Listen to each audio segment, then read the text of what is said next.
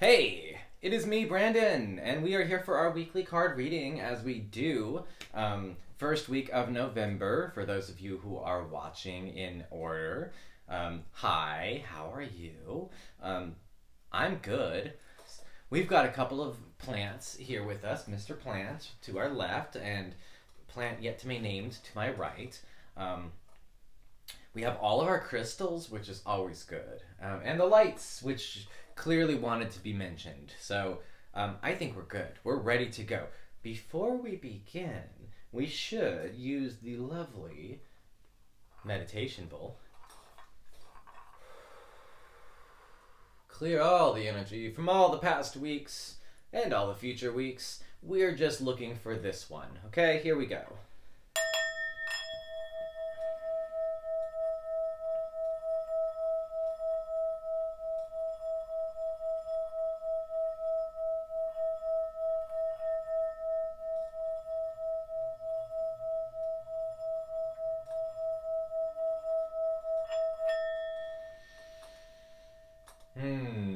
Okay, we ask that the spirits in the room please clear all this energy and bring us a positive message for this week. We are going to pull like 4 cards actually, just a variety of cards. I think we'll do kind of I like the idea of it being like start of week, middle of week, end of week, but I like the 4th card to be kind of like theme, like overall theme. So start of week, we'll start there with we'll go with the old trusties. There we go. The Ascended Masters cards. Right here. There we go. Ascended Masters cards. We're going to go ahead and pull from this guy for our start of the week. So that would be like a Sunday, Monday, or Monday, Tuesday, whatever you consider to be the start of the week. And our card is right here. What do we got? Hang on.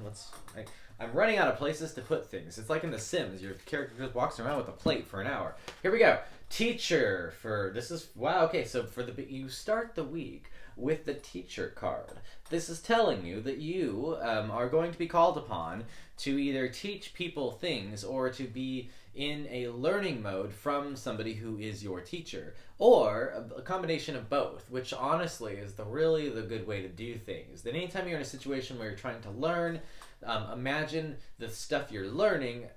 Imagine yourself teaching it to somebody else.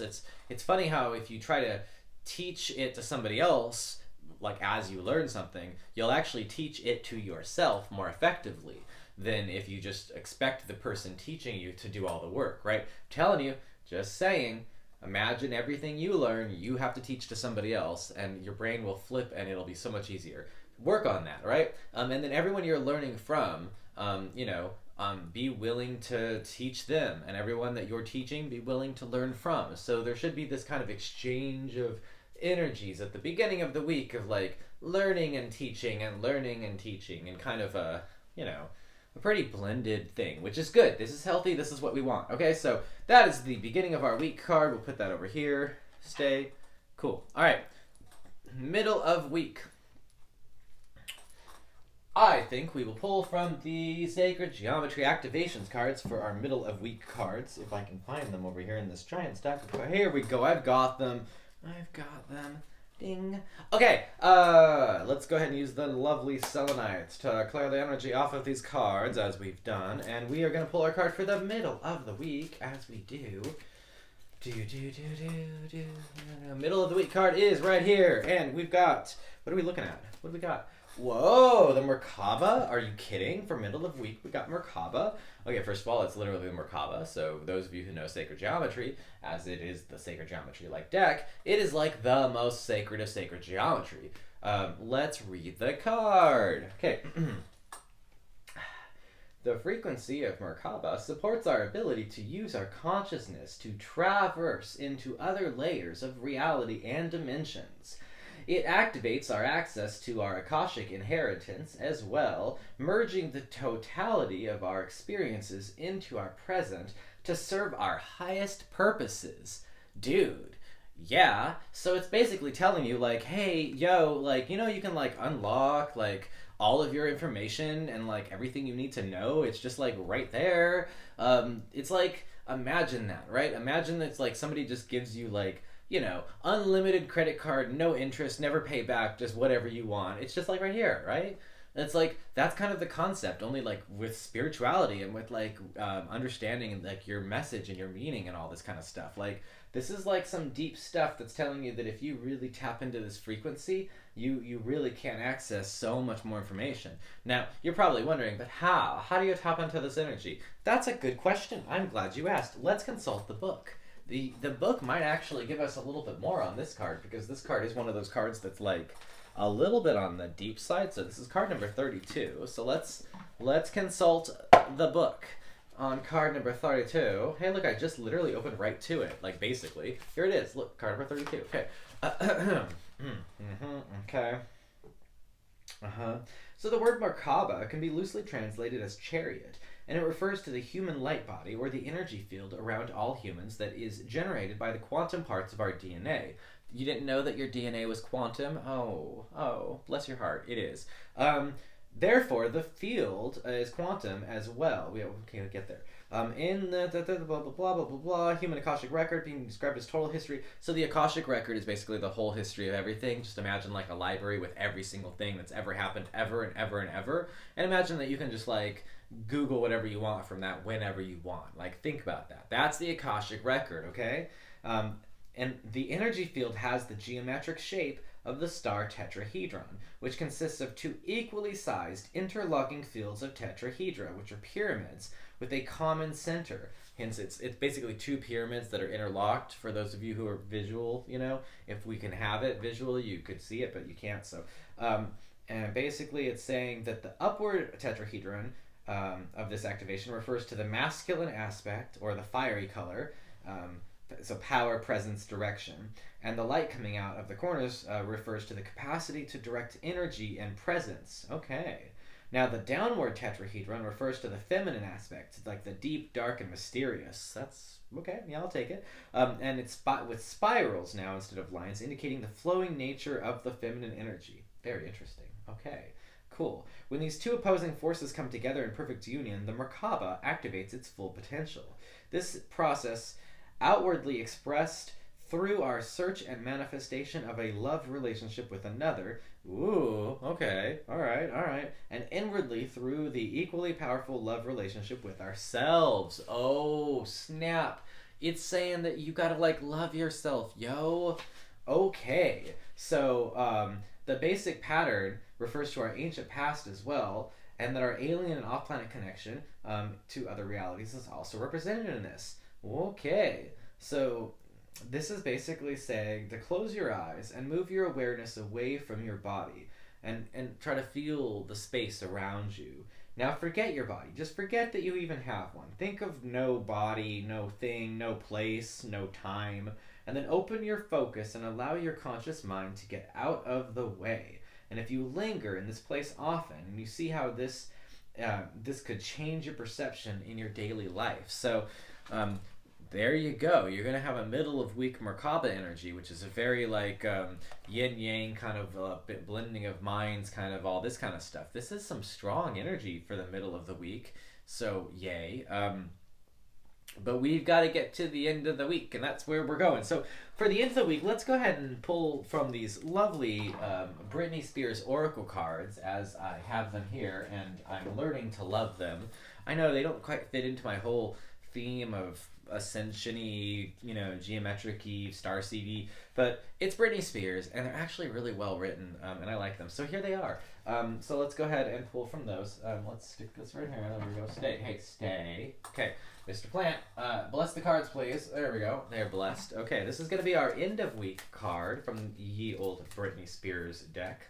There we go. Grab a card. Our card is this card right here. What'd I get? Ooh, the Record Breaker. I've pulled this card way too many times. So I don't even need the book on this one. This is end of week card, and this is basically saying that your kind of end of week energy is like literally like record breaking energy, like whatever you're working on, it's like you're gonna be kind of breaking records.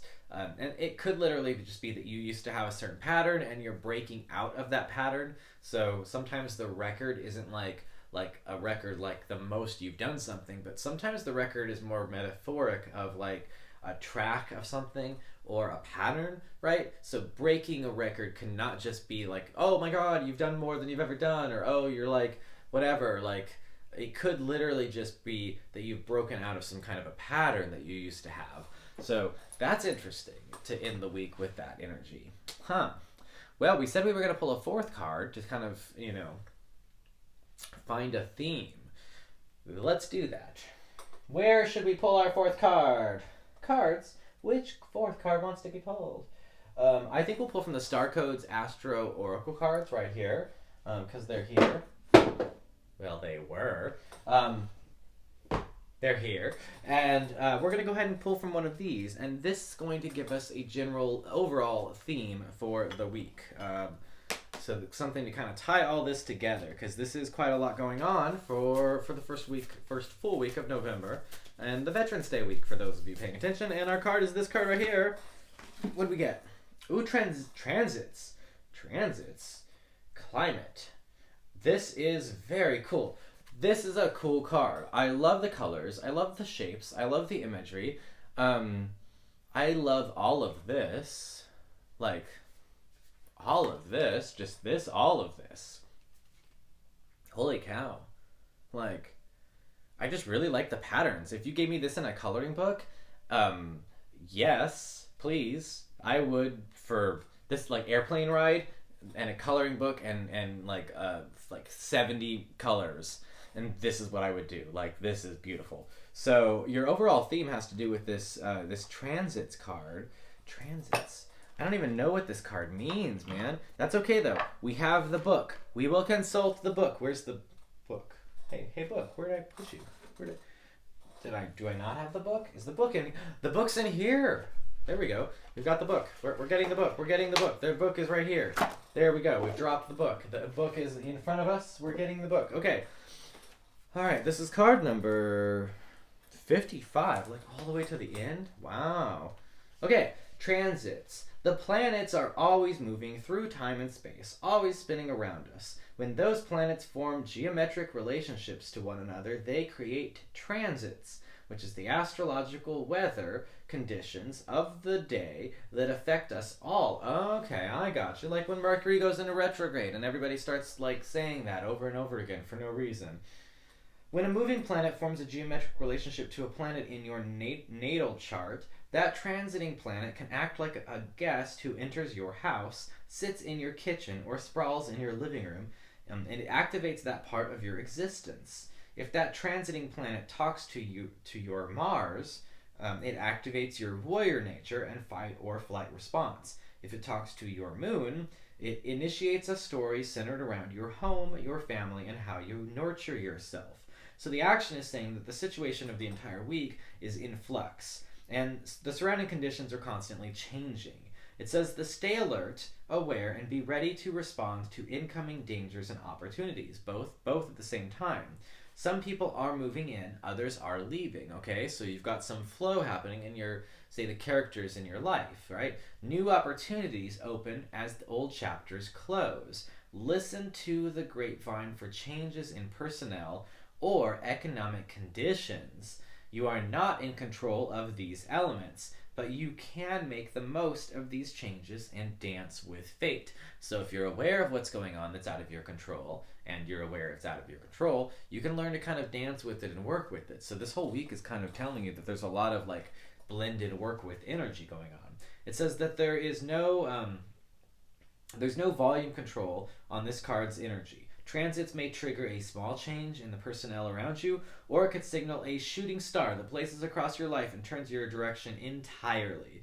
You have choices, though. Ask for grace and guidance when responding to the changing circumstances. So it's basically saying that even though life is an ever-moving circus and you do not control the people around you and the events transiting your life, know that you are in complete control of your response. So whatever is going on this week, all the change that you're experiencing, you maybe don't have control over some of it, but you do have control over how you respond to it, both externally and, more importantly, internally. So overall, your big theme of the week is to focus on how you are responding to things and make sure that you're doing that as positively as you can. All right? Cool. That's That's a week, I'll tell you. I'm Brandon. This is our weekly card reading. It's gone crazy. That's the way I like it. I'll see you guys next week. Leave comments, say hi, tell other people, and I'll talk to you guys later.